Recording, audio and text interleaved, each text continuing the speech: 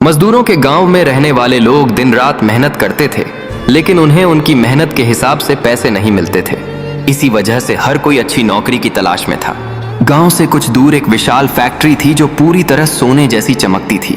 उस फैक्ट्री का मालिक था धनराज। उसकी चमकती हुई देह देखकर लोग कहते थे कि वह कोई साधारण इंसान नहीं बल्कि कोई रहस्यमयी शक्ति है। लेकिन सच यह था कि धनराज बहुत दयालु था। जो भी उसके पास काम मांगने आता वह उसे बिना सवाल किए काम पर रख लेता।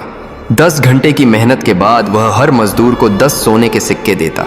मजदूर इतने खुश हो जाते क्योंकि उन्हें एक दिन में उतने पैसे मिल जाते जितने वे पहले पूरे महीने में नहीं कमा पाते थे। लेकिन इस खुशी के पीछे एक डरावना राज छिपा था। जो भी मजदूर शाम को सोने के सिक्के लेकर घर लौटता, अगली सुबह उसकी लाश फैक्ट्री के पास वाली सड़क पर मिलती। उसके पास वही 10 सोने के सिक्के पड़े होते।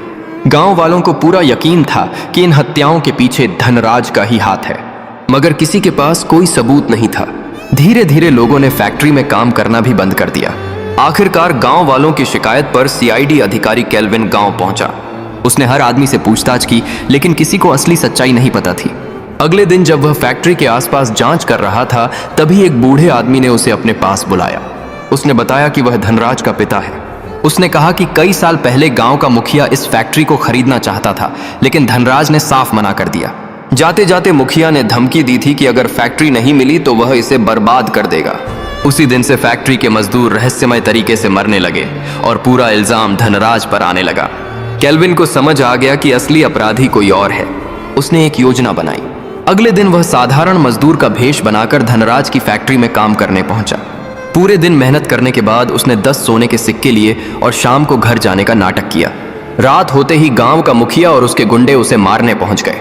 वे हंसते हुए बोले कि आज भी इल्जाम धनराज पर ही जाएगा। तभी मजदूर बने आदमी ने अपनी नकली दाढ़ी और कपड़े उतार दिए। वह कोई और नहीं बल्कि सीआईडी अधिकारी केल्विन था।